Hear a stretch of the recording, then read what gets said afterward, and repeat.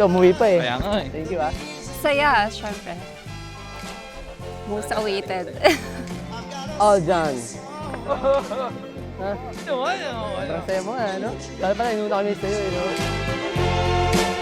Well, I guess you say what can make me feel this way, my girl, my girl, my girl, talking about my girl, my girl. Syempre, bonus na lang na pogi siya. Yes! Baka ng feeling. Pero, I know naman na marami rin makakapag-testify kung gaano siya kabait na tao. Hindi lang boyfriend eh. Mabait talaga siya in general. Walang iiyak. Ang gaganda naman. Ang gaganda na suot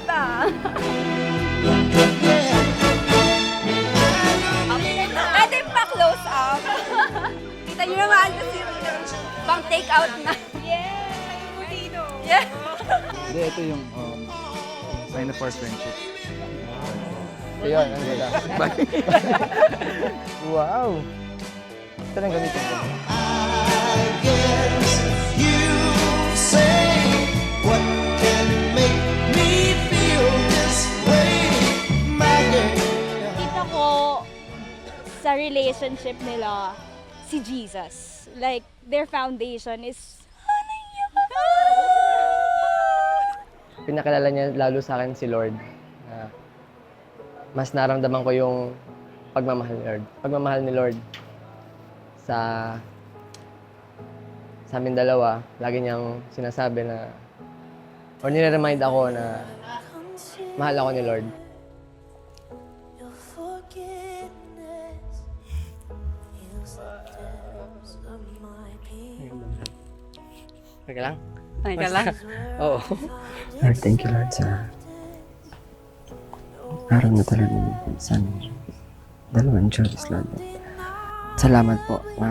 Ito na po yung inaantay namin matagal na nagaling sa'yo. It's so clear to me. Without the love of Jesus, I don't know where I would be. Sobrang dami na nating kwento at sobrang dami na nating na-encounter sa buhay. Almost 12 years ago, I still remember kung paano kita tinititigan ng harapan during class. Telling myself na magugustuhan mo rin ako balang araw. Eventually, we became close friends hanggang sa pinili na natin ipag-pray ang isa't isa. I was so amazed how God used you in my life. When I get close to you, I get closer to Jesus. And when I get closer to Jesus, the more I learn to love you the right way. I have all that I need. You sit with me in all my questions. First of all, I want to thank you for patiently waiting. Alam ko na hindi madali at madami na din tayong pinagdaanan. But now we are here exactly where God meant us to be. And I am so blessed that God chose you to be my first and last love. Pinaghandaan ito. Ibig sabihin, talagang merong plano. Just like what the Lord Jesus Christ said. Meron siyang plano para sa atin and maganda ito. Ang sabi ni Lord, I have come to give you life and make it more abundantly. Your arms wide open, I can never mess it up. I can never mess it up. I'm loved, I'm chosen. Your arms wide open, I can never mess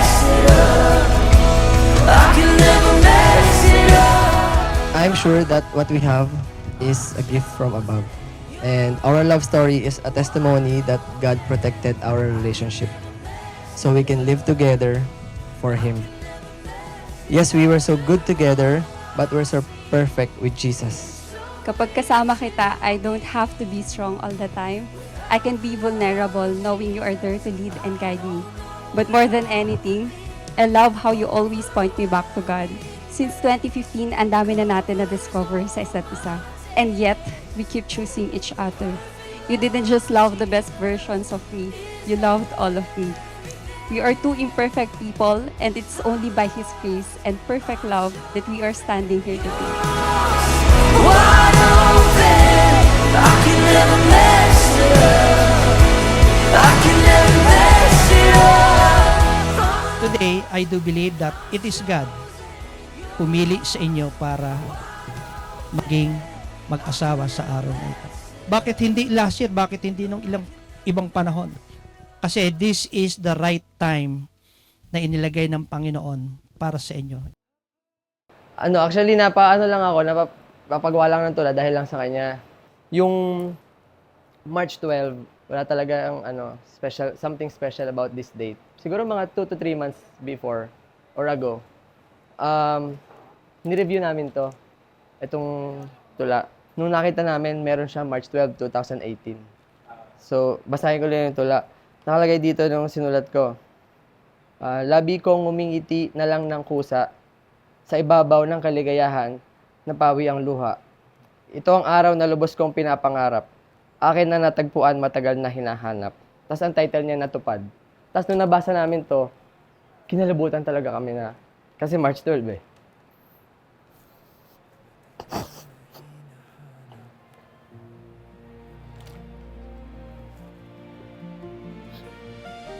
Wait lang pala. Hindi, yun, parang nakaka-amaze lang. Kasi March 12, 2018, wala naman yun sa akin kung ba't ko sinulat. Tapos yun nakakatuwa kasi sakto sa sa date na napili namin. So yun, sobrang nakaka-amaze. Labi kong umingiti na lang ng kusa sa iba. Yun, maano pa. Thank you sa pagtiyaga. Lagi lang ako nandito kahit di na ako kasama sa bahay. Anak niyo pa rin ako. So, dun pa rin ako. Salamat po sa lahat ng sacrifices nyo sa akin, sa aming magkakapatid. Alam ko na hindi namin mapapantayan yun. Pero I promise to always give my best para sa inyo. Yan lang. Love you.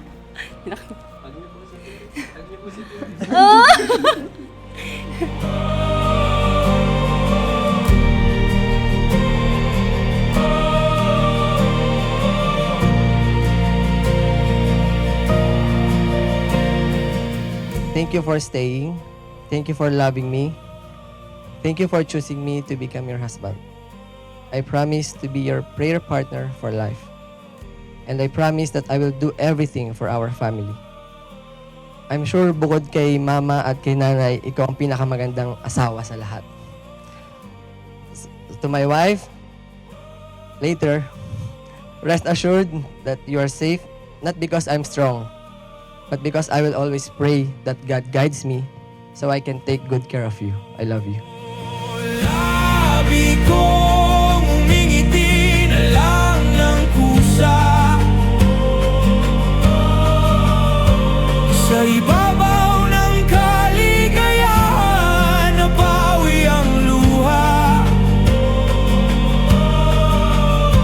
Ito ang araw na lubos kong pinapangarap. Akin ang natagpuan, matagal na hinahanap. Natupad. Hindi ko man maipapangako na palagi kitang maiintindihan o palagi tayong magkakaintindihan, pero pangako ko na mamahalin kita at irerespeto kahit sa mga panahong mahirap unawain ang isa't isa. And I may not cook for you every day, but I promise that I will choose you every single day. Palagi kitang pipiliin. My best friend, my soulmate, and now my home. I love you. Let's count 3. Ready?